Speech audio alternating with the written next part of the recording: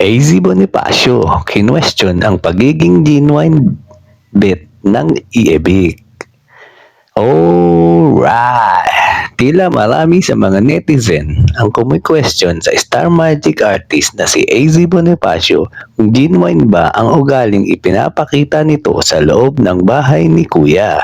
Isa ang dalaga sa mga official celebrity housemates na kabilang sa pinakabagong edisyon ng Pinoy Big Brother Celebrity Collab. May mga netizen kasi na hindi nagugustuhan ang mga aksyon at paraan ng pakikitungo ni AZ sa mga kapwa niya housemates. Sa ngayon nga ay viral ang actress dahil may mga nakakapansin na hindi siya nagpapakatotoo sa loob ng bahay. Noong nagkaroon kasi ng pagpupulong ang mga kapamilya housemates kung sino ang kanilang bibigyan ng immunity sa mga sparkle artists ay iginiit ni AC na hindi deserving si Ashley para rito dahil pakiramdam niya ay fake ang ipinapakita nito sa mga housemates. Ngunit tila nakokonsensya ang dalaga sa kanyang mga sinabi dahil nang magkaroon ng bagong mga duo ay si Ashley ang kanyang naging kapareha. Amin ni AC, sobra siyang sorpresa nang sila ang maging magkaduo at napipil bad siya sa kanya mga binilitawan.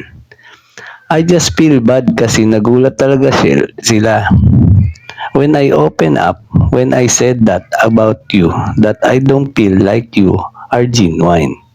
Nagulat talaga sila kasi they don't know that it's like that. I'm sorry. Umiyak na napayakap si AC.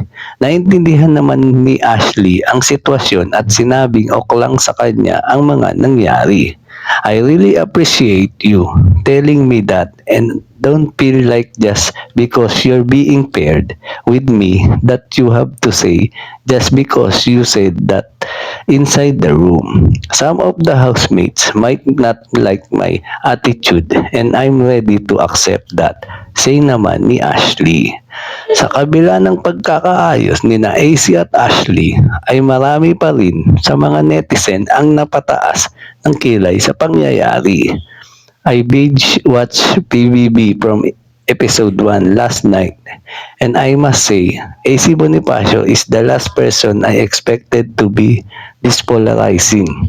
I don't know if it's just the editing but she's becoming the villain. She keeps having a one-sided beef with a lot of HMS which is very bad game for her, saad ng isang netizen.